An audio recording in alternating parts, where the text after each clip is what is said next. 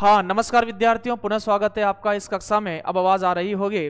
और आज अपन बात करने जा रहे हैं शमशेर बहादुर सिंह की कविता उषा। उषा उषा के बारे में बात करने जा रहे हैं। लेकिन जिस तरह से आपका पैटर्न है, पाठ्य पुस्तक में से कैसे प्रश्न आना है, सबसे पहले आपको कवि परिचय अच्छे से देखना चाहिए। कवि परिचय भी वह जो एनसीईआरटी बुक में दे रखा है, उसमें से शॉर्ट नोट्स बना करके आपको किस तरह से चीजों को देखना चाहिए, बड़ा आनंद आने वाला है। उषा आपको पता चल ही रहा होगा कि यहां पर सूर्योदय से पहले का चित्रण यहां पर देखने को मिलता है। सूर्योदय पूर्व परिवेश का चित्रण यहां पर देखने को मिलता है। अब यहां पर बात करें तो केवल इन्होंने ही प्रकृति पर नहीं लिखा है, प्रकृति पर तो या फिर प्रातःकालीन सूर्य से पहले का चित्रण भी और कवियों ने किया है। लगभग जो प्रसिद्ध कवि हैं सभी ने किया है। चाहे आप अज्जे की बावरा अहेरी ले लीजिएगा, है ना,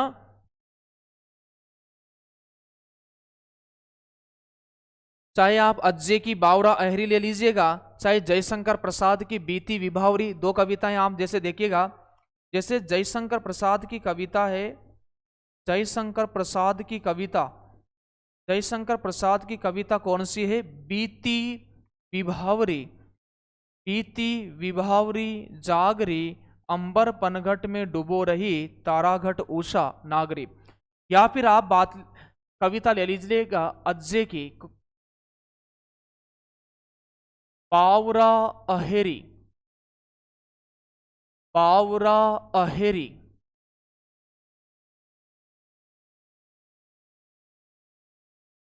और आज अपन पढ़ने जा रहे हैं शमशेर बहादुर सिंह की कविता उषा।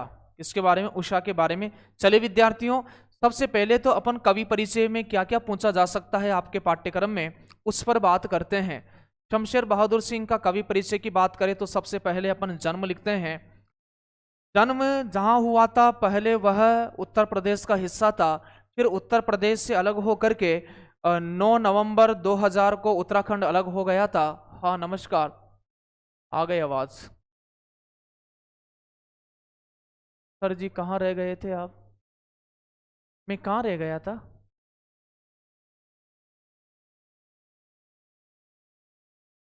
मैं कहाँ रह गया था? मैं तो यहीं था। मुझे ही पता नहीं है मैं कहाँ रह गया था। मैं तो या तो ऑनलाइन कक्षा में मिलता हूँ या ऑफलाइन कक्षा में मिलता हूँ। अभी भी आवाज नहीं आ तो रही? अभी भी आवाज नहीं आ रही क्या?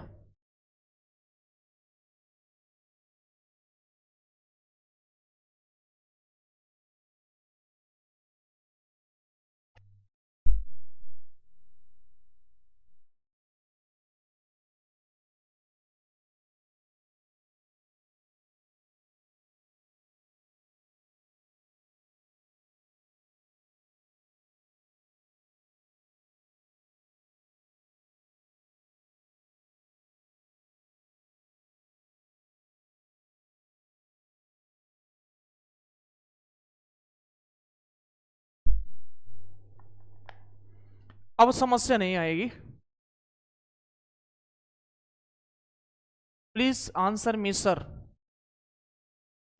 चलिए आप पढ़ाई अभी फोकस करिएगा, आपके प्रश्नों का जवाब। अब क्या क्या प्रश्न है एक बार लिख भेजिएगा। सर जी लाइव क्लास के साथ record plus PDF and study material.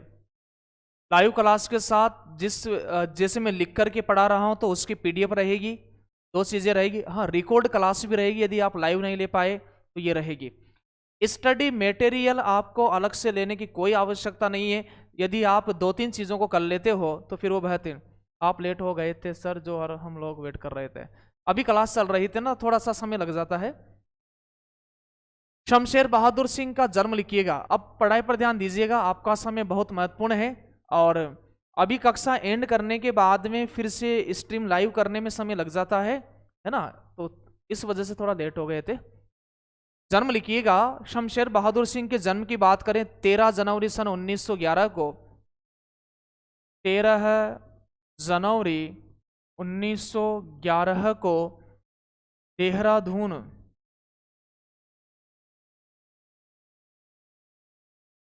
1911 को कहाँ पर हुआ? सर देहरादून में हुआ। कहाँ पर हुआ? देहरादून। और देहरादून पहले कहाँ का हिस्सा था? सर उत्तर प्रदेश का। कहाँ का? उत्तर प्रदेश का। फिर अभी कहाँ पर है? उत्तराखंड में है। कहाँ पर है? अभी उत्तराखंड में है। आगे अपन यहाँ पर बात करें तो नेक्स्ट जो अपना इसमें जन्म 13 जनवरी 1911 को देहरादून उत्तर प्रदेश में हुआ। इनके बारे में आप लिखते जाइएगा। शमशेर बहादुर सिंह को कवियों का कवि इन्हें क्या कहा जाता है? इन्हें कहा जाता है कवियों का कवि कहा जाता है। कवियों का कवि कहा जाता है। कवियों का कवि कहा जाता है। एक तो ये ध्यान रखिएगा, इन्हें बिंबधर्मी कवि भी कहा जाता है। इन्हें, क्योंकि इस कविता में देखिएगा कितने बिंब बनाए हैं, कितने बिंब बनाए हैं। तो देखिएगा, इन्हें बिंब और नवीन प्रतीक, नवीन बिंब योजना, नवीन उपमानों का प्रयोग इस कविता में देखने को मिलता है। इन्हें बिंबधर्मी कवि भी कहा जाता है। कवि भी कहा जाता है। तो दो नाम आप ध्यान, उपनाम ध्यान रखिएगा, कवियों का कवि है और इन्हें बिंबधर्मी कवि भी कहा जाता है। आगे अपन बात करने चाहे विद्यार्थियों तो देखिएगा,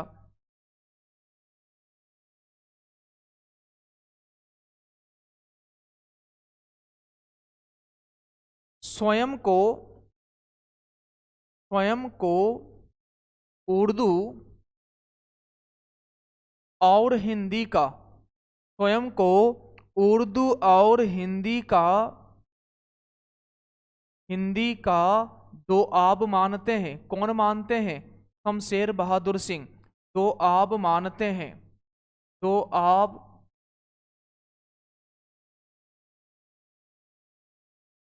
मानते हैं। शमशेर बहादुर सिंह स्वयं को उर्दू और हिंदी का क्या मानते हैं?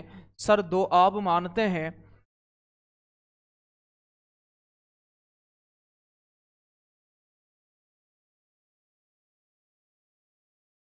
फिर लिखिएगा संगीत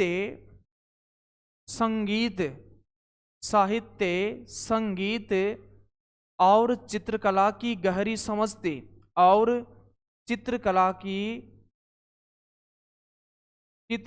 की गहरी समझ थी। किनको थी? शमशेर बहादुर सिंह को गहरी समझ थी।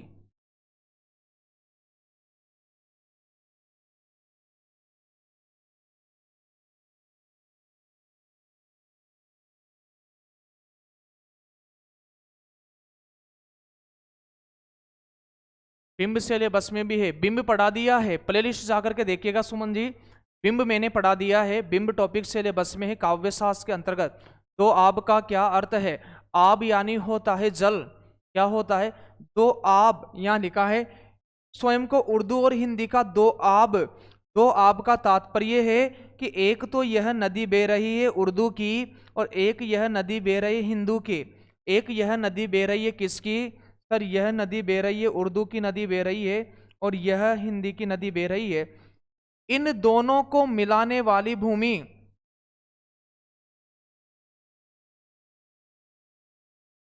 एक तो इधर वाली ये नदी बह रही है, ये वाली नदी जो बह रही है यह तो उर्दू की है और यह हिंदी की नदी है। इसको मिलाने वाले इस भाग को कहा जाता है दोआब। आब यानी क्या होता है? जल। दो आब। तो ध्यान रखना, इधर तो उर्दू की नदी है, इधर हिंदी की नदी है। इन दोनों को मिलाने वाला भूभाग आब, दो आब कहलाता है। दो जल राशि को मिलाने वाला भूभाग दो आब कहलाता है। क्या कहलाता है? हाँ, दोनों को मिलाने वाला। ठीक है विद्यार्थियों, बिल्कुल ऐसे आप पूछते रहिएगा और मैं भी एक्टिव रहूंगा थोड़ा। यदि आपके डाउट आप पूछते रहोगे तो मुझे भी सक्रियता रहेगी थोड़ी मेरे में भी। आगे लिखते जाइएगा। इसमें कौन से तार सप्तक के कवि हैं? तो फिर इसका आंसर हो जाएगा दूसरे सप्तक के कवि हैं। कौन से सप्तक के? दूसरे सप्तक के कवि हैं। कौन से सप्तक के कवि हैं? दूसरे सप्तक के कवि हैं। बताओ लिखकर भेजो, दूसरे शब्द तक का प्रकाशन कब हुआ? दूसरे शब्द तक का प्रकाशन कब हुआ, लिख करके भेज दीजिएगा। फिर लिखिएगा इन्हें अज्ञे ने, इन्हें, ये अपन ने ऊपर लिखा ना कवियों का कवि, किन्होंने कहा, तो इन्हें कवियों का कवि कहा किसने है? अज्जे ने कहा है। ध्यान रखना, शमशेर बहादुर सिंह को कवियों का कवि कहने वाले कौन है? अज्जे हैं। इन्हें बिंबधर्मी कवि भी कहा जाता है। फिर इन्होंने स्वयं को उर्दू और हिंदी का दोआब कहा है कि मैं उर्दू और हिंदी का क्या हूं? दोआब हूं। नोट्स बना रहे होंगे आप, बिल्कुल 1951 आंसर आ गया है। क्या बात है, 1951 से। अब मेरा प्रश्न यह है कि नई कविता की शुरुआत किस तार सप्तक से मानी जाती है? ये इसका उत्तर दे दीजिएगा। और ध्यान रखना, शमशेर बहादुर सिंह विचारों से तो क्या है? विचारों के स्तर पर, विचारों के स्तर पर क्या है शमशेर बहादुर सिंह? और फिर एक ये प्रश्न आता है कि भावों के स्तर पर, नहीं शिल्प के स्तर पर, विचारों के स्तर पर तो क्या है? प्रगतिशील है। और शिल्प के स्तर पर क्या है? शिल्प यानी होता है कलापक्ष, बनावट।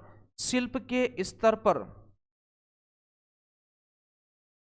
शिल्प के स्तर पर क्या है? ये आंसर दीजिएगा। तो विचारों के स्तर पर तो क्या है? प्रगतिशील कवि हैं, प्रगतिशील कवि हैं। विचारों के स्तर पर तो प्रगतिशील कवि हैं। और शिल्प के स्तर पर ये कौन? प्रयोगवादी कवि हैं। कौन से कवि हैं? प्रयोगवादी कवि हैं। नरेश राठौड़ जी 1951 से नोट्स बना रहे हैं, क्या बात है, फिर तो आनंद आने वाला है। दूसरे तार सप्तक से माना जाता है, शाबाश। तो नई कविता की शुरुआत दूसरे तार सप्तक से मानी जाती है 1951 से। नई कविता की धड़कन 1951 में सुनाई देती है, लेकिन पूर्ण रूप उसका जो आता है उसका जन्म कब होता है? नई कविता का वास्तविक प्रारंभ 1954 ईस्वी से माना जाता है, 1954 से। कब से माना जाता है? 1954 से माना जाता है। इतनी बात को आप अच्छी तरह ध्यान रख लीजिएगा। जन्म 13 जनवरी 1911, देहरादून उत्तर प्रदेश, अभी उत्तराखंड में है। अज्जे ने इन्हें कवियों का कवि कहा है, इन्हें बिंबधर्मी, ये इंपॉर्टेंट है, इसको ध्यान रखना, इन्हें बिंबधर्मी कवि भी कहा जाता है। शमशेर बहादुर सिंह स्वयं को उर्दू और हिंदी का दोआब मानते हैं। स्वयं को किसका दोआब मानते हैं? उर्दू और हिंदी का दोआब मानते हैं। साहित्य, संगीत और चित्रकला में इनकी गहरी रुचि थी। दूसरे सप्तक के कवि हैं। विचारों के स्तर पर तो ये प्रगतिशील हैं, प्रगतिवादी। यहाँ पर विचारों के स्तर पर तो इन पर मार्क्सवाद का प्रभाव पड़ा है। इसका? मार्क्सवाद का। लेकिन जब यह लेखन कार्य करते हैं तो लेखन कार्य में सिगमंड फ्राइड की विचारधारा मनोविश्लेषणवाद का प्रभाव पड़ा है। किसका प्रभाव पड़ा है? मनोविश्लेषणवाद का प्रभाव पड़ा है। शमशेर बहादुर सिंह के बारे में और भी तथ्य अपन जाने तो इनके अपन काव्य संग्रह लिख सकते हैं। फिर क्या लिख सकते हैं? इनके आप काव्य संग्रह लिखिएगा। शमशेर बहादुर सिंह के काव्य संग्रह।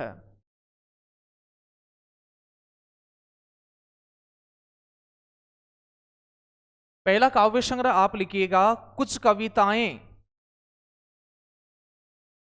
कुछ कविताएं।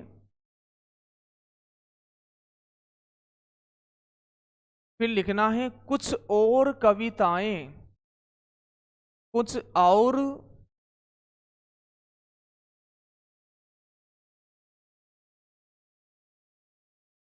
कुछ और कविताएं। कुछ कविताओं का यदि अपन देखें समय 1957 में, यहां पर 1961 में। तीसरा काव्य संग्रह आप लिखिएगा। तीसरे काव्य संग्रह की बात करें, चुका भी हूं नहीं, चुका भी हूं नहीं में, ये ध्यान रखना है। फिर आपको ध्यान रखना है, क्या ध्यान रखोगे? इतने पास अपने, इतने पास अपने। फिर ध्यान रखना है बात बोलेगी, क्या बोलेगी, मेरे विद्यार्थियों का तो काम बोलेगा, और यहाँ पर क्या बोलेगी, यहाँ पर बात बोलेगी, क्या बोलेगी, बात बोलेगी। फिर आपको आगे ध्यान रखना है, काल तुझसे होड़ है मेरी, काल तुझसे होड़ है मेरी, काल तुझसे होड़ है मेरी। अब यहाँ पर प्रकाशन वर्ष याद रखना चाहो तो आप रख लो, जैसे यहाँ 1957 है, 1961 है, ये 1988 में है। कब है, 1988 में है। चुका भी नहीं हूं मैं, 1975, और ये 1980, और ये 1981। सन भी याद रखना चाहो तो आप इसको याद रख सकते हो, चुका भी हूं नहीं में, इसको याद रख सकते हो, क्योंकि इस पर साहित्य अकादमी पुरस्कार मिला था। और साहित्य अकादमी पुरस्कार कब मिला था, तो इस रचना पर मिला जो पुरस्कार है साहित्य अकादमी पुरस्कार, और कब मिला था, 1977 में। तो देखिएगा, शमशेर बहादुर सिंह के किस काव्य संग्रह पर साहित्य अकादमी पुरस्कार मिला, चुका भी हूं नहीं में, और इसका प्रकाशन तो 1975 है। फिर 2 वर्ष बाद इसको, इस पर क्या मिलता है, साहित्य अकादमी पुरस्कार मिलता है। बात समझ में आ गई क्या, इतनी बात आपको समझ में आ गई क्या विद्यार्थियों, बताइएगा।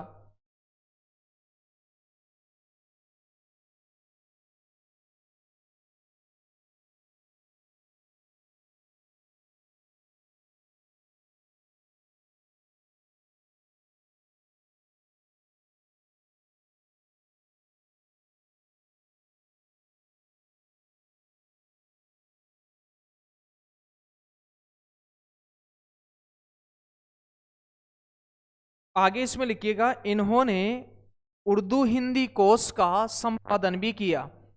इन्होंने इन्होंने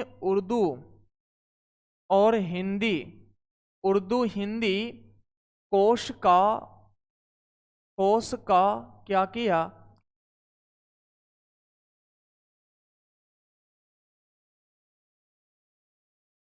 कोश का संपादन किया,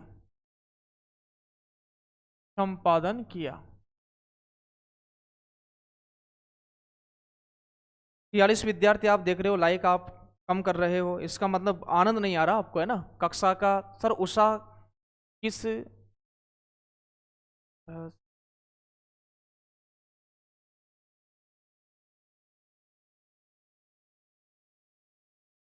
चलिए आगे अपन इस पर बात करते हैं।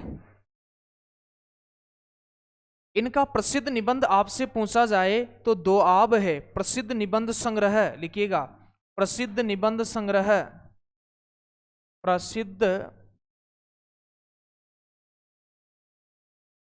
निबंध संग्रह, प्रसिद्ध निबंध संग्रह इनका लिखिएगा क्या है,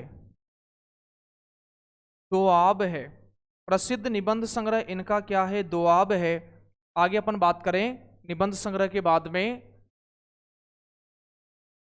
प्लाटा का मोर्चा इनका कहानी संग्रह है, प्लाटा का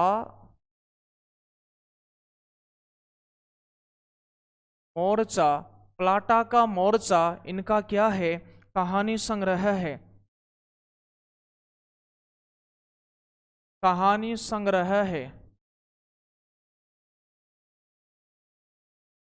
देखिए एनसीईआरटी में जहां जहां पर ये दे रखा है कि यह इससे ली गई है, इस काव्य संग्रह से, ये वही आपको पढ़ना है। पढ़ने को तो बहुत सारा है, लेकिन आपकी जो एनसीईआरटी बुक है या फिर जहां पर दे रखा है कि भाई ये इस काव्य संग्रह से ली गई है, वही आपको पढ़ना है, वही आपको पढ़ना है। वैसे पढ़ने को बहुत सारा है, इसीलिए अपन उसको ही टारगेट कर रहे हैं पूरा, क्योंकि अपन राजस्थान में जब 2016, 18, 22 में जो पेपर हुए हैं वो इसी तर्ज पर लिए जाते हैं, ध्यान एकाग्र हो जाता है। चलो ये सबसे अच्छी बात है कि ध्यान एकाग्र तो हो रहा है। प्लाटा का मोर्चा इनकी कहानी संग्रह है। उषा कविता में सर्वाधिक प्रयोग हुआ, यदि प्रश्न यूं आ जाए कि उषा कविता में, उषा कविता में सर्वाधिक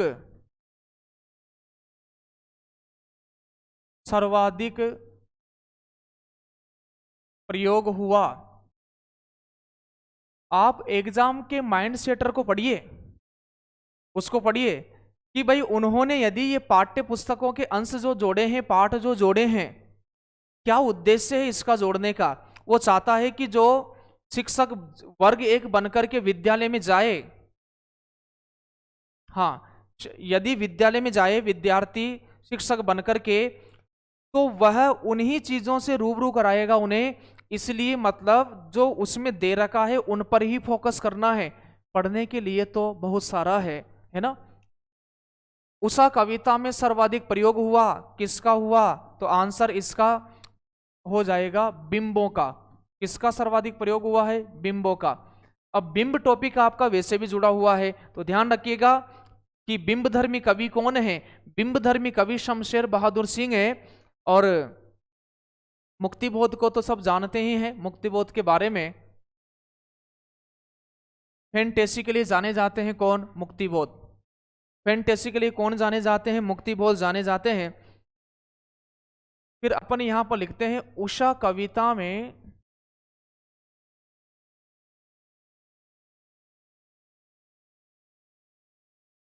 उषा कविता में बिंबों व उपमानों के माध्यम से, बिंबों व उपमानों के माध्यम से प्रातःकालीन परिवेश को उभारने की कोशिश की गई है। उषा कविता में बिंबों व उपमानों के माध्यम से उषा काल के परिवेश को उभारने की कोशिश की गई है। उषा काल के परिवेश को, उषा काल के परिवेश को उभारने की कोशिश की गई है। आप मुझे लिख करके भेज दीजिएगा कि उषा कालीन कौन सा समय होता है, सूर्योदय के बाद का होता है या सूर्योदय के पहले का होता है, यह लिख करके भेजिएगा। तो उषा कविता में बिंबों व उपमानों के माध्यम से उषा काल के परिवेश को उभारने की कोशिश की है। आप मुझे लिख करके भेजिएगा उषा कालीन जो वातावरण है, परिवेश है, वह सूर्योदय से पहले का है या बाद का समय है, लिख करके भेजिएगा। अब अपन मूल कविता की ओर आएंगे। इससे पहले मैंने जो प्रश्न किया है उसका आंसर आप मुझे दीजिएगा, उसका आंसर दीजिए, फिर मैं आगे लेकर के चलता हूं इस कविता में। आपको बिंबों का प्रयोग है, कविता बहुत छोटी लगेगी लेकिन इसमें बिंब बना करके, हाँ, नरेश राठौर जी कह रहे हैं सूर्य उदय से पहले का, सूर्य उदय से पहले का।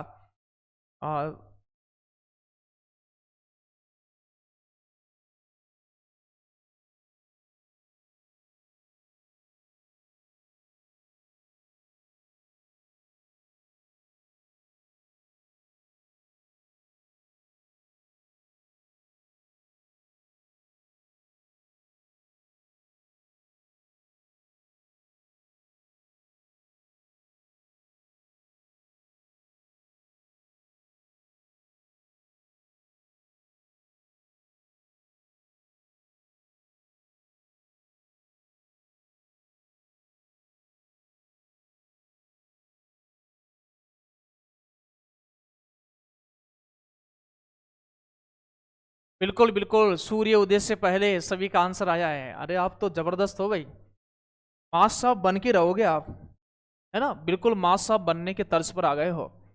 ये रही भाई आप उषा कविता। पहले पढ़ लेते हैं, पढ़ने के बाद में फिर अपन इनका अर्थ देखते हैं। प्रातः नभता, प्रातः नभता बहुत नीला शंख जैसे, भोर का नभ राख से लीफा हुआ चौका अभी गीला पड़ा है, अभी गीला पड़ा है। बहुत काली सिल जरा से लाल केसर से, कि जैसे धुल गई हो स्लेट पर या लाल खड़िया चाक मल दी हो किसी ने। नील जल में या किसी की गौर झिलमिल देह जैसे हिल रही हो, और जादू टूटता है इस उषा का अब सूर्योदय हो रहा है। इतनी सी कविता विद्यार्थियों, इतनी सी कविता है। इसका ध्यान रखिएगा। उषा कविता में बिंबों और उपमानों के माध्यम से उषा काल के परिवेश को उभारने की कोशिश की गई है। इससे पहले भी मैंने आपसे कहा है, बाबुरा अहेरी अज्ञे का उसमें भी, और एक बीती विभावरी जागरी जयशंकर प्रसाद की कविता। चलिए कुछ सबसे पहले अपन कुछ शब्दों के अर्थ देख लेते हैं, उसके उपरांत अपन इस पर बात करते हैं। प्रातः नभता बहुत नीला शंख जैसे, भोर का नभ राख से लीपा हुआ चौका। चौका जानते हो आप? जैसे चौका क्या होता है कि गांवों में जहां पर रसोई बनाई जाती है, खाना बनाया जाता है, वह अक्सर वर्ग 2 की मेंस की क्लास कब से चलती है? ऐप पर चल रही है ना कक्षाएं।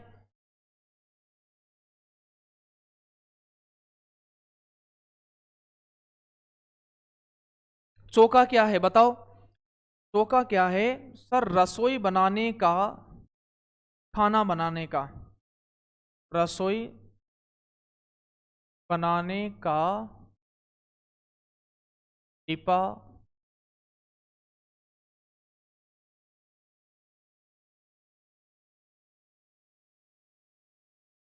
लीपा पुता हुआ स्थान क्या कहलाता है? चौका कहलाता है।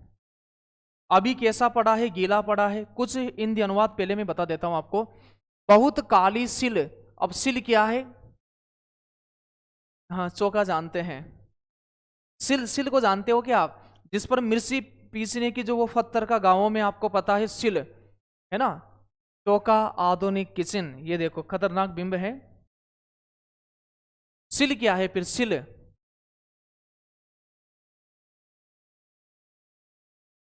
मसाला पीसने का पत्थर। क्या है? मसाला पीसने का पत्थर। जैसे धुल गई हो स्लेट पर या लाल खड़िया, खड़िया चौक आप जानते हो, मल्दी हो किसी ने। नील जल में या किसी की गौर, गौर यानी क्या है? गौरी।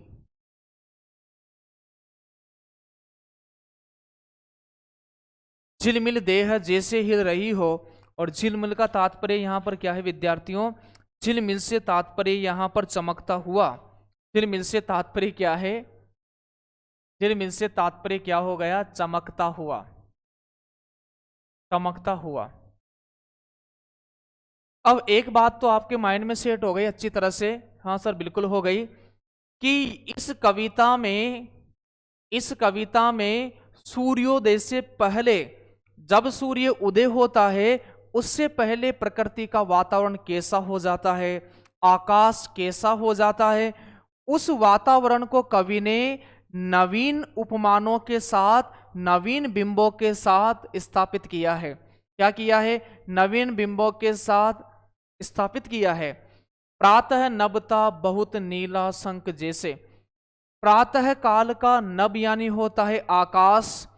प्रातः काल यानी उषाकालीन सूर्य उषाकालीन जो समय था, यानी सूर्योदय से पहले का समय, पहले का समय, सूर्य के उगने से पहले का समय था। तो प्रातः नभ, नभ कैसा था? मानो बहुत नीला शंख जैसा। ध्यान रखना, प्रश्न पूछा जाएगा कि बताओ प्रातः नभ कैसा था? तो प्रातः नभ था नीला शंख जैसा।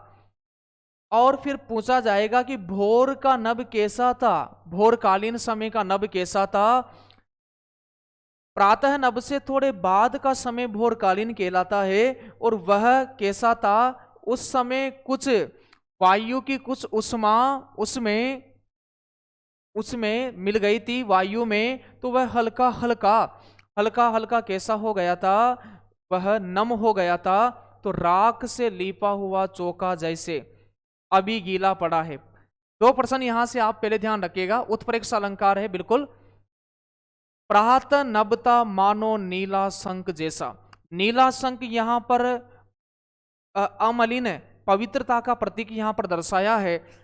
जो प्रातः नभ था बहुत नीला शंख जैसा। तो ध्यान रखिएगा कि प्रातः नभ कैसा था, नीला शंख जैसा। भोर का नभ कैसा था, राख से लिपा हुआ चौका जैसा। चौका रसोई बनाने का जो लिपा पुता स्थान है, और वो राख से लीपने के बाद वह पवित्र हो जाता है, ऐसा माना जाता है। पवित्र हो गया, अच्छा हो गया, स्वच्छ हो गया। भोर का नभ कैसा दिख रहा था, मानो उसे अभी अभी राख से लीप दिया हो, और अभी अभी वह थोड़ा गीला है, सूखा नहीं है। अभी कैसा है, वो गीला है। छोटी सी कविता, यदि आप भावार्थ भी लिखना चाहो तो साथ के साथ अपन लिख भी सकते हैं, इसमें ज्यादा समस्या नहीं है। प्रातः काल होते ही आकाश का रंग नीले शंख के समान गहरा नीला हो गया था, अर्थात शंख की तरह नीला, निर्मल और मनोरम बन गया था। फिर भोर हुई तो आकाश में हल्की सी लाली बिखर गई, और आसमान के वातावरण में कुछ नमी दिखाई देने लगी।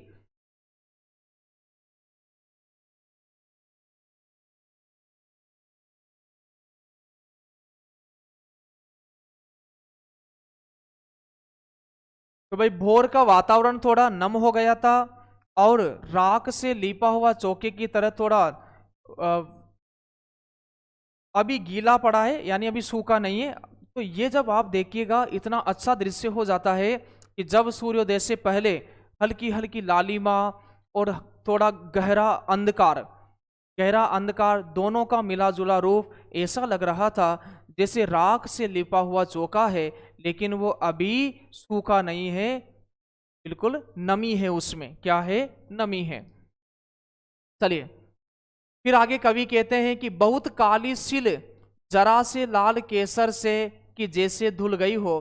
कवि कहता है कि बहुत काली सिल, यानी जो आकाश काली सिल की जैसे दिखाई देने लगा, यानी जो आगे बढ़ा, वातावरण का परिवेश आगे बढ़ा, भोर के नभ से थोड़ा आगे समय बढ़ा, तो फिर जो आकाश में जो बहुत काली सिल और गहरा आकाश का रंग हो गया, तो वो काली सिल के समान दिखाई दे रहा था, और उस पर हल्की हल्की लालिमा ऐसी नजर आ रही थी जैसे किसी ने उस पर लाल केसर मल दी गई हो उसको, जैसे वह, यानी आकाश, हाँ उपमा भी है, और ध्यान रखना मानवीकरण तो होना है, और उत्प्रेक्षा अलंकार भी है। कौन सा है, उत्प्रेक्षा अलंकार भी है।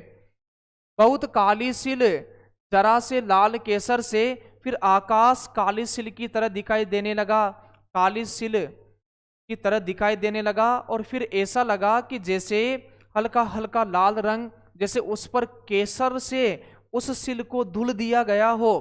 किससे, केसर से उस सिल को धुल दिया गया हो। स्लेट आप जानते हो। फिर आगे वातावरण का दृश्य बढ़ा, तो स्लेट पर या लाल खड़िया चाक मल दी गई हो। फिर ऐसा वातावरण हुआ कि स्लेट आप देखिएगा, तो पढ़ने की जो स्लेट आती है ना, वह कितनी चमकदार और गहरी काली होती है, लेकिन इस तरह से स्वच्छ वहां पर दिख रहा है वातावरण, और उस पर भी किसी ने, फिर और आगे दृश्य बढ़ा तो लालिमा और ज्यादा बिखर गई, तो उस काली स्लेट पर लाल खड़िया चाक मल दी हो किसी ने। यह कवि ने बताया है, यह कवि ने यहां पर बताने की कोशिश की है।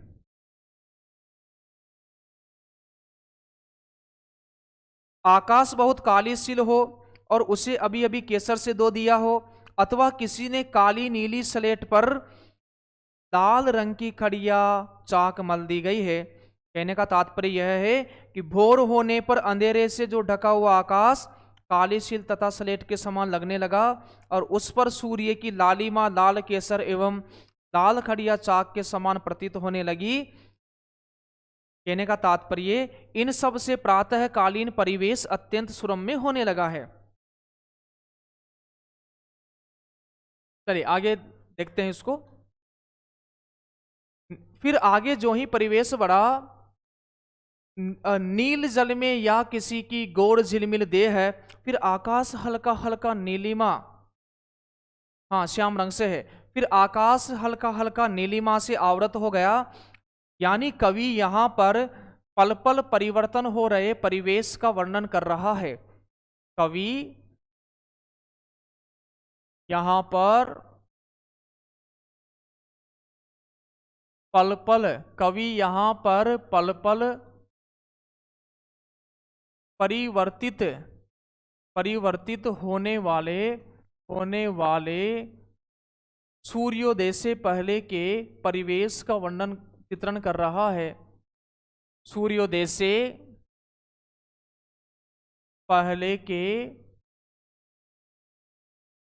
परिवेश का चित्रण कर रहा है, चित्रण कर रहा है। प्रश्न कैसे आना है, अभी अपन ऑब्जेक्टिव लेंगे इसे, उसमें पूरा ये क्लियर हो जाएगा पूरा टॉपिक। कैसे कैसे यहां से प्रश्न आएंगे। देह का मतलब शरीर, बिल्कुल।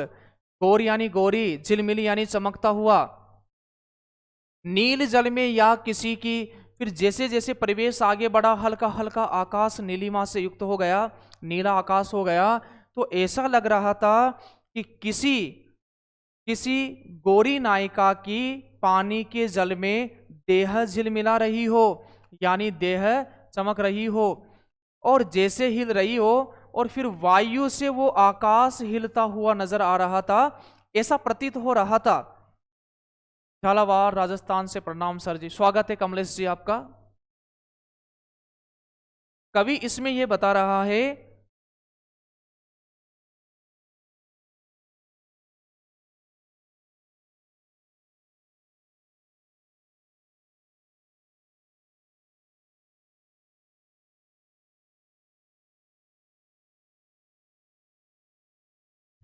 नीले जल में किसी गोरी सुंदरी की देह झिलमिला रही है, क्योंकि देखिएगा जैसे सूर्य की हल्की हल्की किरणें सूर्योदय होने से पहले, पीडीएफ आपको मिल जाएगी काव्य क्लासेस गुना के टेलीग्राम चैनल पर। तो गोर झिलमिल देह जैसे हिल रही हो, और वह जैसे नीले जल में सुंदरी की देह झिलमिला रही हो, उसी प्रकार से प्रातःकालीन उषाकालीन परिवेश में जो हल्की हल्की किरणों की जो यहाँ पर सूर्योदय होने से पहले का चित्रण है, तो वह वायु से थोड़ा डगमगा रही है इस प्रकार से, तो ऐसे लग रहा है जैसे आकाश हिल रहा है। मिल जाएगी। फिर देख, जादू टूटता है इस उषा का, अब सूर्योदय हो रहा है। और ये जादू जो दिख रहा था, यह कब टूट गया, तो जादू यह टूट गया सूर्योदय होने पर। सीधा सीधा प्रश्न आएगा कि प्रातःकालीन परिवेश में जो उषा कालीन समय था, उसका जादू कब टूट गया है, तो उसका जादू कब टूट गया, सूर्योदय होने पर। छंद मुक्तक, मुक्तक छंद है, तुकबंदी ना है तो मुक्तक छंद है।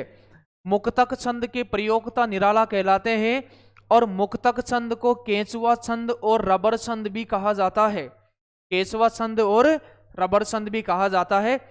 मानवीकरण अलंकार आप देख लीजिएगा, यहाँ पर मानवीकरण अलंकार में जहां प्रकृति की चीजों को मनुष्य के साथ जोड़ दिया जाए, वहां पर देखिएगा, यहां पर मनुष्य की क्रियाओं को जोड़ दिया है, तो यहां पर अलंकार आप देख लीजिएगा मानवीकरण अलंकार हो जाएगा। मानवीकरण प्रारंभिक की कुछ पंक्तियों में अपन देखें, यहां पर देखिए तो प्रातः नभ मानो, तो इसमें भी कौन सा हो गया, उत्प्रेक्षा अलंकार हो गया। उत्प्रेक्षा ना हो तो उपमा भी लगाया जा सकता है। भोर का नभ मानो कैसा है, भोर का नभ मानो राख से लीपा हुआ चौका है, तो मानो यहां भी आने से क्या हो गया, यहां भी उत्प्रेक्षा अलंकार हो गया। उत्प्रेक्षा अलंकार में माना की मानो मनु मनहु, जाना की जानो जनु जनहु।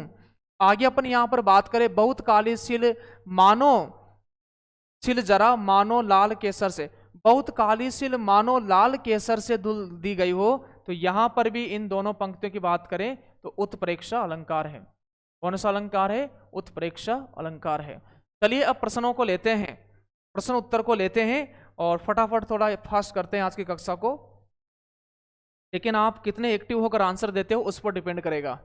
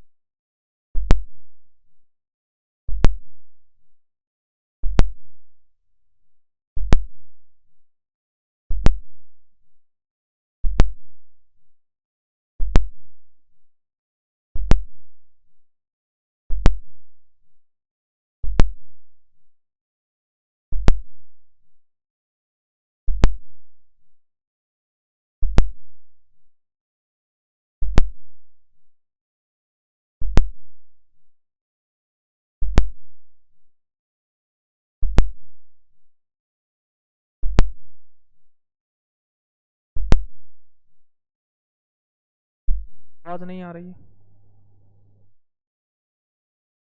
अब भी आवाज नहीं आ रही है क्या?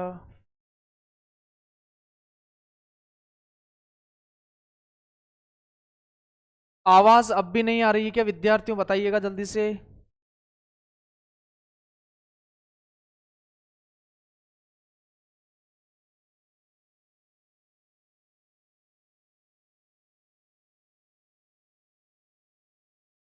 आवाज सर आ रही है? तो शमशेर बहादुर सिंह के निबंध संग्रह का नाम बताइएगा। दोआब। क्या है? दोआब है। क्या है? दोआब है।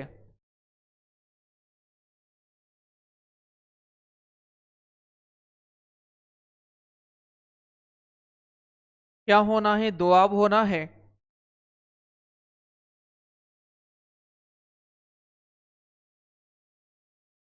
चलिए अगला प्रश्न देखिएगा। 8वां प्रश्न है, शमशेर बहादुर सिंह का कहानी संग्रह बताओ। कहानी संग्रह दोआब है क्या? नहीं सर, ये तो निबंध संग्रह है। चुका भी हूं नहीं मैं।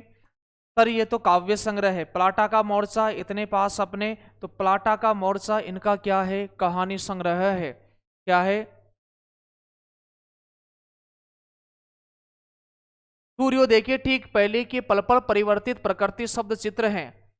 सूर्योदय के ठीक पहले के पल पल परिवर्तित प्रकृति शब्द चित्र हैं। सवेरे सवेरे, बावरा अहरी,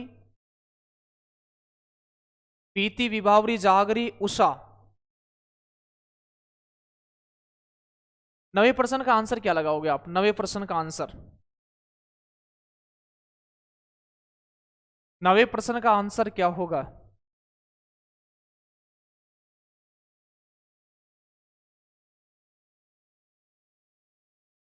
नवे का 4। वेरी गुड, शाबाश।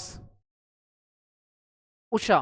सूर्योदय के ठीक पहले की पल पल परिवर्तित प्रकृति शब्द चित्र है उषा। अब ये प्रश्न देखो, अभी अपन ने पाठ पढ़ा है ना, पाठ पढ़ा है तो थोड़ा आसान हो गया है, लेकिन जब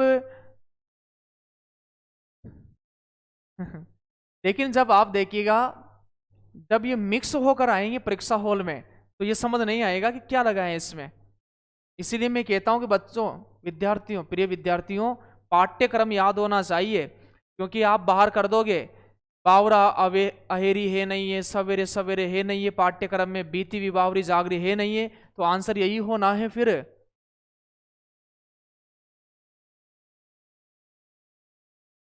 सर कोर्स ले सकते हैं क्या? 77 नंबर है। वर्ग 1 का, वर्ग 2 का। चंद्रबान नायडू सर जी, आप क्या हमारे समस्या का क्या समस्या है? आप मुझे कॉल कर लेना भाई, ये मेरे नंबर है, इस पर कॉल कर लो आप। क्लास समाप्त होने के बाद बात करते हैं। कमेंट में कोई समस्या का समाधान कैसे नहीं हो नहीं पाएगा, ठीक है ना? कोशिश करूंगा, हो जाए तो, नहीं हो तो फिर। सूर्योदय से पहले किसका जादू होता था? उषा का, निशा का, भूत का, दिन का। तो सूर्योदय से पहले किसका जादू होता था? उषा का। प्रातः आकाश का रंग कैसा था? अब शानदार प्रश्न आ गए हैं आपके, अब इसका आंसर बताओ आप। प्रातः आकाश का रंग कैसा था? नीला, काला, सुनहरा, लाल।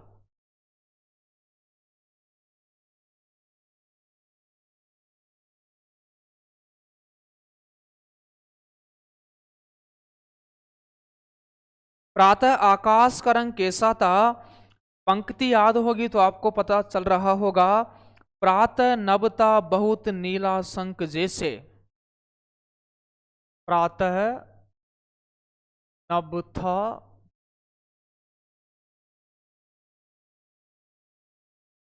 बहुत नीला शंख जैसे। बताइए, आंसर आ रहा है? सर जी आप मेरा पिछला कमेंट जरूर पढ़ें।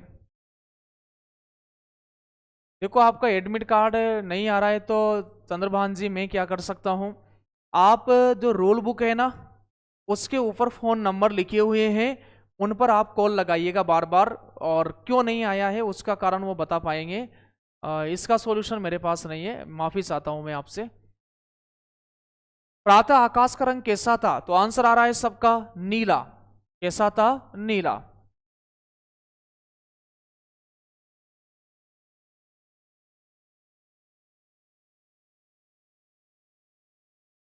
उषा का जादू टूटने का कारण है ओश, सूर्योदय, चंद्रास्त, तारे। उषा का जादू टूटने का कारण है तो सूर्योदय हुआ तो उषा का जादू टूट गया। उषा का जादू टूट गया। नीला शंख कहा गया है, नीला शंख कहा गया है भोर के नभ को, प्रातः के नभ को, सूर्योदय कालीन नभ को, तीनों को। बताइए नीला शंख किसको कहा गया है? भोर के नभ को, प्रातः के नभ को, किसको कहा गया है?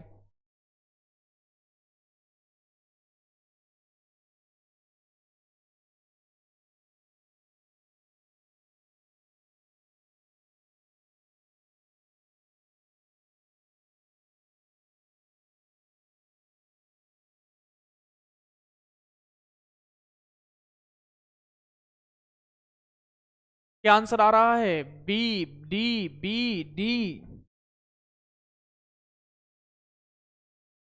प्रातः के नभ को किसको कहा गया? प्रातः के नभ को। अरे भोर के नभ को तो क्या कहा गया? राख से लीपा हुआ चौका कहा गया। राख से लीपा हुआ चौका कहा गया। किसको कहा गया? भोर के नभ को। तो प्रातः के नभ को क्या कहा गया? नीला शंख। मानो क्या है? नीला शंख है। इसका राइट आंसर क्या हो जाएगा? 13वें का राइट आंसर विकल्प नंबर 2। सर आपकी कोई हिंदी की बुक है क्या हिंदी साहित्य वर्ग 1 के लिए? लास्ट टाइम में आएगी मेरी ऑब्जेक्टिव बुक आएगी, ठीक है। जब 2 महीने अच्छी तरह आप थ्योरी पढ़ लोगे उसके बाद में, लेकिन इसमें विकल्प नहीं दे रखा है ना। थ्योरी को कंटेस्ट कर लो फिर ऑब्जेक्टिव। और ऑब्जेक्टिव देखो कितने ऑब्जेक्टिव में साथ में लेकर के आ रहा हूं।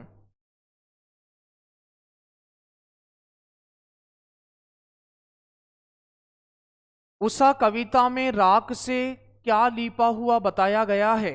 उषा कविता में राख से क्या लीपा हुआ बताया गया है? आकाश, चंद्र, चौका, कालीसिल।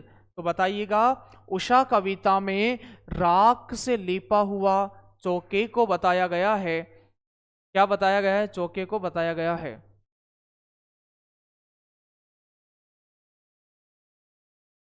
वर्षा जी ये तो आपके ऊपर डिपेंड करता है, क्वालिफाई तो हो आप।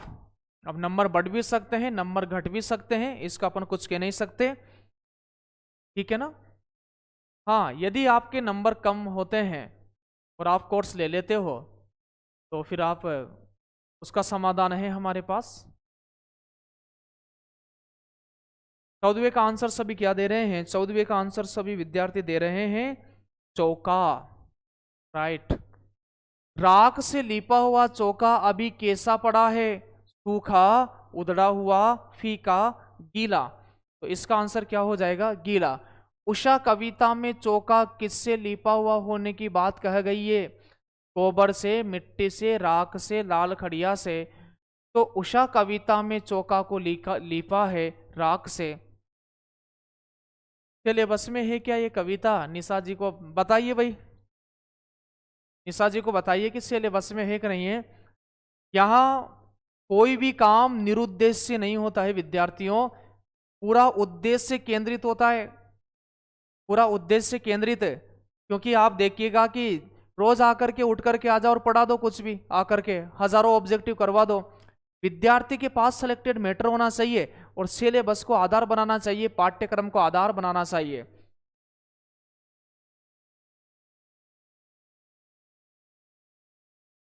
कविता में किस रंग की खड़िया चाक मलने की बात कही गई है? नीले रंग की, पीली, सफेद, लाल। चलो इसका आंसर बताओ, 17वें का आंसर क्या होगा? 17वें प्रश्न का आंसर क्या होना है? उषा कविता में किस रंग की खड़िया चाक मलने की बात की गई है, बताइएगा।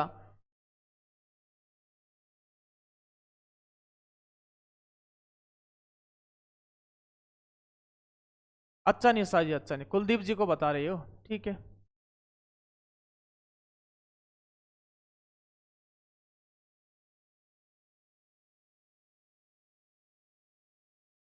70 रुपए का डी आंसर आ रहा है। शाबाश विद्यार्थियों, बिल्कुल आपने तन्मयता के साथ इस चीज को पढ़ा है।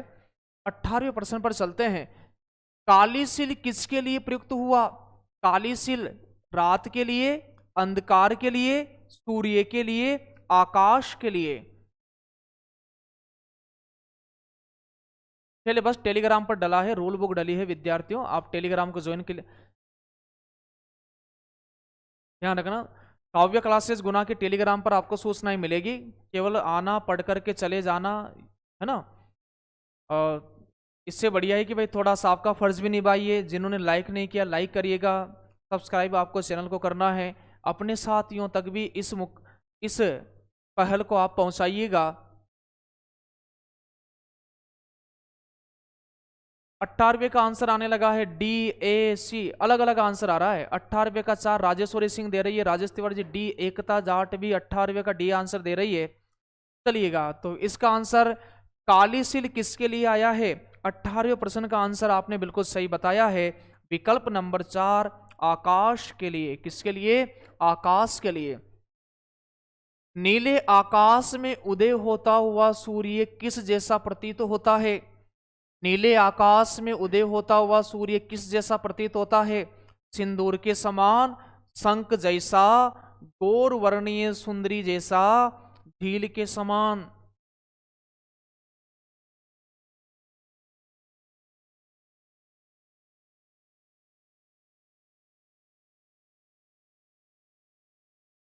नीले आकाश में उदय होता हुआ सूर्य किस जैसा प्रतीत होता है? सिंदूर के समान, शंख जैसा, गौर वर्णीय सुंदरी जैसा, झील के समान। प्रश्न संख्या 19वें का राइट आंसर जो होना है वह क्या हो जाएगा? विकल्प नंबर सी, प्रगति परिहार जी का आंसर आया है, विकल्प नंबर सी। अब सभी का सी आंसर आ रहा है। प्रातःकालीन नीला आकाश किसके जैसा बताया है? प्रातःकालीन नीला आकाश किसके जैसा? केसर, सिंदूर, झील, शंख। ये प्रश्न फिर से रिपीट हो गया है। 20वें प्रश्न का राइट आंसर हो जाएगा शंख, विकल्प नंबर 4। उषा का जादू किस समय टूटता है? सूर्योदय के समय, भोर के समय, प्रथम दोनों, प्रातः के समय। 21वें क्वेश्चन का राइट आंसर।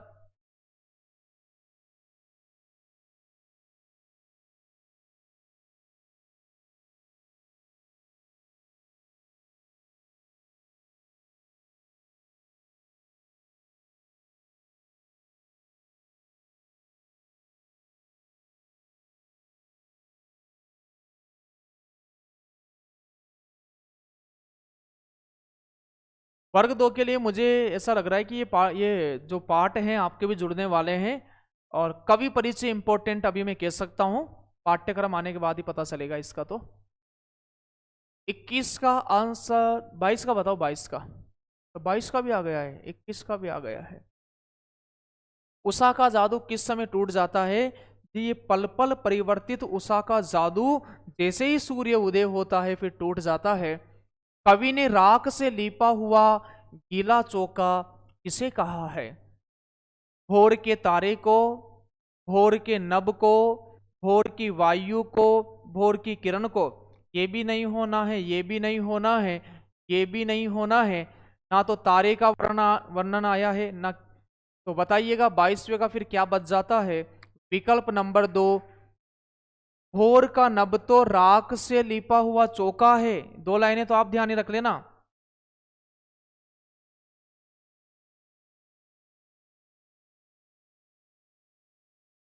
अरे भोर का मतलब क्या है?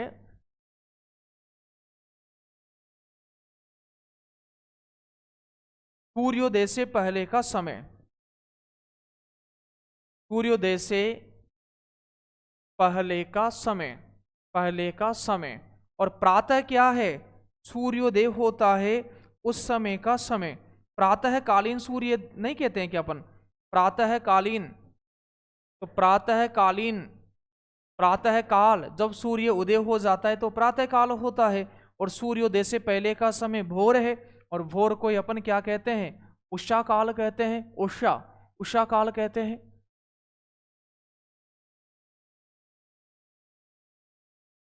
वर्ग 2 की मुख्य परीक्षा 4 महीने बाद आपका पेपर हो जाएगा, रोल बुक भी 1 महीने बाद आने वाली है, यूं समझ लीजिएगा। तो 22वें प्रश्न का राइट आंसर होना है विकल्प नंबर 1, 22वें का, तो 22वें का भोर का नव, विकल्प नंबर 2 इसका राइट आंसर होगा। उषा का जादू किसके उदय होने पर अथवा किससे टूटता है, तो इसका आंसर सूर्य के उदय होने पर टूट जाता है। निम्नलिखित में से किसमें उत्प्रेक्षा अलंकार नहीं है, प्रातः नभ था बहुत नीला शंख जैसा, मानो बहुत नीला शंख जैसा है। भोर का नभ मानो राख से लिपा हुआ चौका है। बहुत काली सिल मानो लाल केसर की धुल दी गई हो है। तो बताइएगा उत्प्रेक्षा अलंकार इसमें नहीं है। उत्प्रेक्षा अलंकार को पहचानने की आसान सी ट्रिक क्या है, पहचान शब्द मानो, माना की, माना की, मानो, मानो, मनहूं, मनहूं, फिर जानो, जाना की, जानो, जाना की, जानो, जानो, जनहूं, या फिर हिंदी अनुवाद करने पे भी मानो आ जाए तब भी उत्प्रेक्षा हो जाता है। और एक क्या है, ज्यों, ज्यों है, और एक क्या है, जिमी है। ज्यों और जिमी, ये आपको ध्यान रखना है। उस काल मारे क्रोध के तनु कांपने उसका लगा, हिम के कणों से पूर्ण मानो, सॉरी, उस काल मारे क्रोध के तनु कांपने उसका लगा।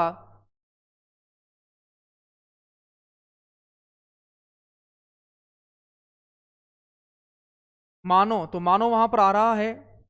और एक वो कहती हुई यो उत्तरा के नेत्र जल से भर गए, हिम के कणों से पूर्ण मानो हो गए पंकज नए। तो फिर ये आपने पढ़ रखा होगा। तो इसका 24वें प्रश्न का विकल्प नंबर 3 राइट आंसर हो जाएगा। राख से लिपा हुआ चौका किस भाव को व्यक्त करता है, परंपरा, पुरातनता, आस्था, पवित्रता।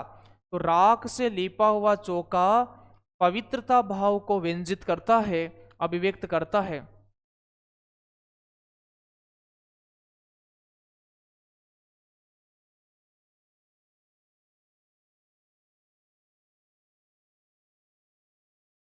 प्रियंका लहरी जी कह रहे हैं, नमस्कार सर जी, हम वर्ग 2 हिंदी के टीचर हैं और वर्ग 1 की तैयारी कर रहे हैं। बहुत बहुत स्वागत है आपका। निश्चित ही अ, आपकी मेहनत, सभी की मेहनत रंग लाने वाली है। लाल खड़िया चाक मल दी हो किसी ने स्लेट पर, में स्लेट का क्या है, स्लेट क्या है, सूर्य, तारे, आकाश, धरती। चलिए इसका आंसर बताइएगा विद्यार्थियों। आप बहुत अच्छा पढ़ाते हैं, थैंक यू प्रियंका जी।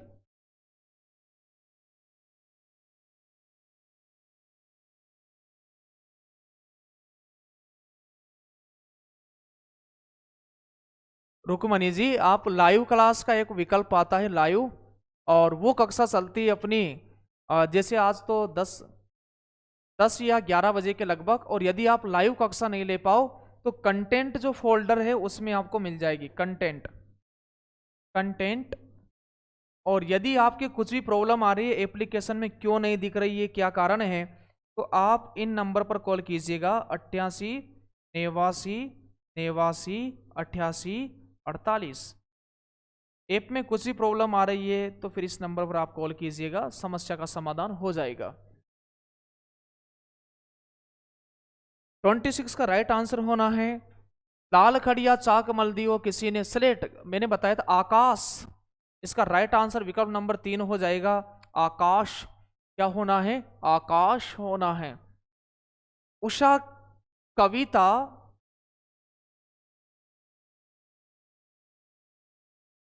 उषा कविता में बहुत काली सिल की किससे धुलने की बात की गई है, उषा कविता में बहुत काली सिल की किससे धुलने की बात की गई है, खड़िया, पानी, लाल केसर, वर्षा।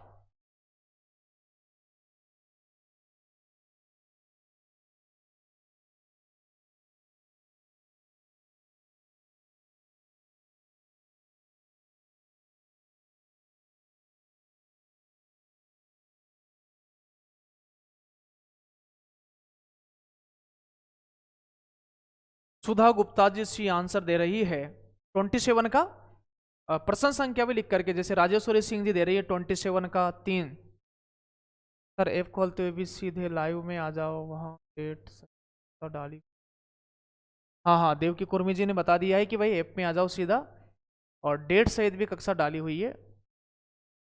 सी वेरी गुड, शाबाश विद्यार्थियों, अच्छी मेहनत है आपकी, कहना पड़ेगा।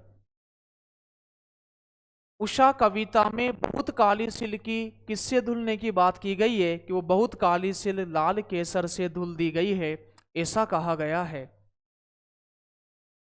राख से लीपा हुआ चौका गीला पड़ा होने से क्या अभिप्राय है? क्या अभिप्राय है? वातावरण में नमी है, वर्षा होना है, पानी भरा होना है, रात शेष रहना है। सुधा गुप्ता जी यूट्यूब पर तो नहीं है, और एप्लीकेशन पे यदि रहेगी, अभी जो 2 कक्षाएं हुई है वो भी आपके लिए ही तो है।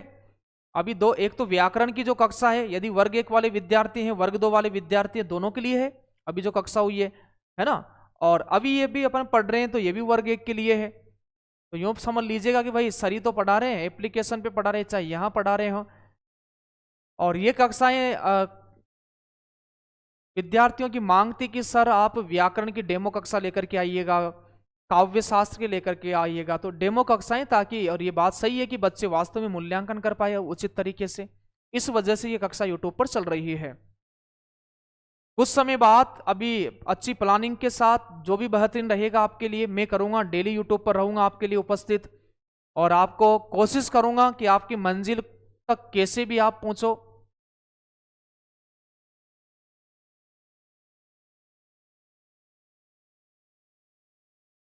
कमलेश शर्मा जी कह रहे हैं सर जी आप मनोज जैन सर को जानते हैं? बिल्कुल जानते हैं, बहुत बड़े विद्वान हैं, शिक्षा नगरी कोटा में एक विशेष पहचान है, और बहुत बड़ा नाम है मनोज सर का।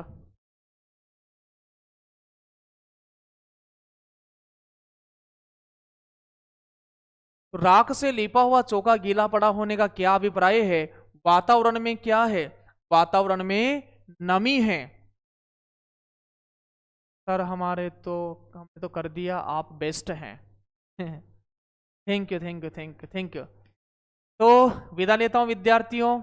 ऑब्जेक्टिव आपको इसलिए ज्यादा फायदा करेंगे क्योंकि कुछ कमी यदि आपको पाठ को समझने में रह गई हो तो यहां से आप उसको दूर कर सकते हो। ठीक है विद्यार्थियों? और वर्ग अंकिता चौरसिया वर्ग 2 के लिए भी चल रही है ना, आप 8 बजे जुड़ा करो बच्चों, विद्यार्थियों प्रिय 8 बजे आपको जुड़ना चाहिए। व्याकरण की कक्षा वर्ग 2 के लिए चल रही है। चलिए अब अपन इस पीडीएफ को टेलीग्राम पर सेंड करते हैं, और वहां से भी आप इसका लाभ ले सकते हो। और काव्य क्लासेस गुना का यूट्यूब चैनल आपको सब्सक्राइब करना है और टेलीग्राम ज्वाइन करना है। चलिए विद्यार्थियों, शुभ रात्रि। बहुत अच्छे आपके कमेंट है, आप ही मेरी ऊर्जा हो, क्योंकि यहाँ आने के बाद तो कैमरा ही मुझे ऐसा लगता है कि आप इस पीछे बैठे हुए हो, यही मान करके मैं आपकी कक्षा लेता हूँ। चलिए विद्यार्थियों, बहुत अच्छे अच्छे उपमान आप मुझे दे रहे हो, इसके लिए इतना मैं वो तो नहीं हूँ, लेकिन आप सभी का अभिवादन करता हूँ। और ठीक है, मिलते हैं अपन कल इस 8 बजे से, आप जुड़ना न भूलिएगा। प्रश्न की पीडीएफ की कह रहा हूँ आपसे कि काव्य क्लासेस गुना का टेलीग्राम चैनल